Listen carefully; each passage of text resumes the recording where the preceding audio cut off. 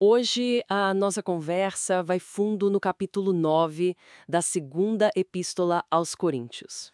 O foco ali é bem claro: generosidade, né?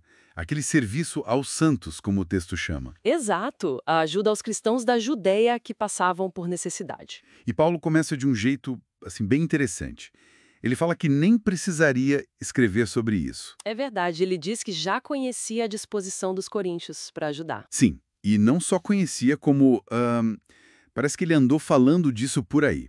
Ele se gabou para os macedônios. Falou mesmo. Disse que o pessoal da Acaia, que é a região de Corinto, já estava pronto para contribuir desde o ano anterior. E que esse entusiasmo deles até motivou outros, né? Contagiou. Exatamente. Mas aí vem a parte prática. Apesar dessa confiança, ele diz que está enviando uns irmãos. Uhum. Para quê? Para garantir que essa, digamos, propaganda que ele fez não fosse em vão, sabe? Que a coleta estivesse realmente pronta quando ele chegasse. É, tinha uma preocupação real ali. Ele até menciona, né? E se chegassem alguns macedônios com ele e encontrassem os coríntios despreparados? Seria uma vergonha. Para todo mundo, imagino, dada a confiança que ele demonstrou. Com certeza. O ponto crucial era a oferta tinha que ser genuína. Um ato de generosidade.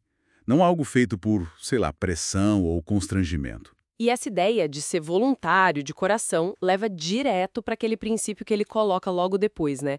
O da semeadura. Ah, sim. Um dos pontos altos do capítulo. Aquele que semeia pouco também colherá pouco, e aquele que semeia com fartura também colherá com fartura.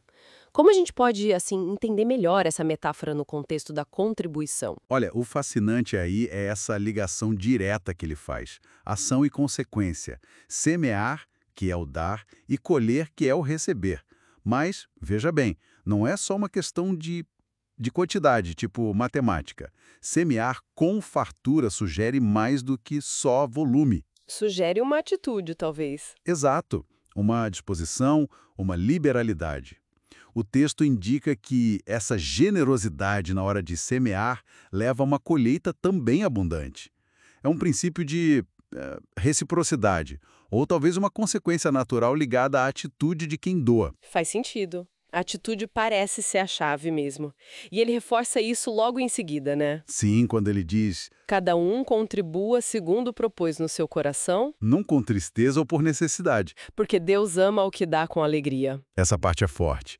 O que significa essa ênfase toda no dar com alegria e na decisão que vem do coração? Isso aqui é fundamental. Destaca totalmente a importância da motivação interna. A contribuição não pode ser algo que vem de fora para dentro, tipo uma pressão, a tal necessidade ou coação. Nem feita de má vontade, com tristeza. De jeito nenhum. A decisão é pessoal, íntima. Propôs no seu coração, indica sinceridade, vontade própria.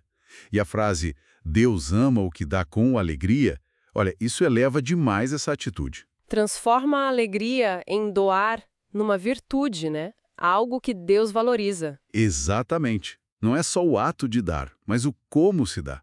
O espírito por trás da ação. E aí o texto dá mais um passo que eu acho incrível. Ele conecta essa atitude do doador com o poder de Deus. Sim, ele amplia a visão. Diz que Deus é poderoso para fazer abundar toda a graça, para que a gente tenha sempre o suficiente em tudo e possa, assim, transbordar em toda boa obra. Cita até o Salmo, né? Cita, distribuiu, deu aos pobres, a sua justiça permanece para sempre. É uma conexão direta com a Escritura.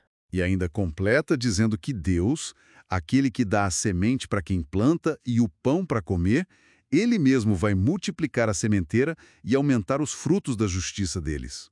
Isso fecha um ciclo, não fecha? E fecha totalmente. Se a gente junta as peças, vê um ciclo claro de provisão e generosidade. Deus aparece como a fonte de tudo. A fonte primária. Isso. Ele dá a semente, ou seja, os recursos, e o pão, o sustento. Então a nossa capacidade de ser generoso não vem do nada.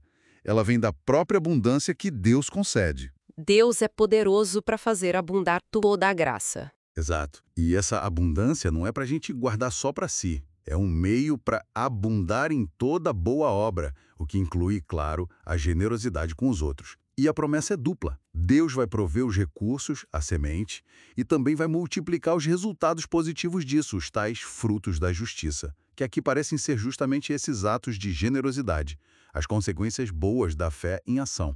Entendi. Então, o resultado dessa generosidade vai muito além de só suprir uma necessidade material ali na hora. Vai muito além. O texto fala que esse serviço, essa ajuda, não só supria as necessidades do povo de Deus, mas também Transbordava. em muitas ações de graças a Deus. Precisamente. Os efeitos são múltiplos, em cascata, como você disse antes. Primeiro, atende à necessidade prática, o básico. Sim. Segundo, gera gratidão.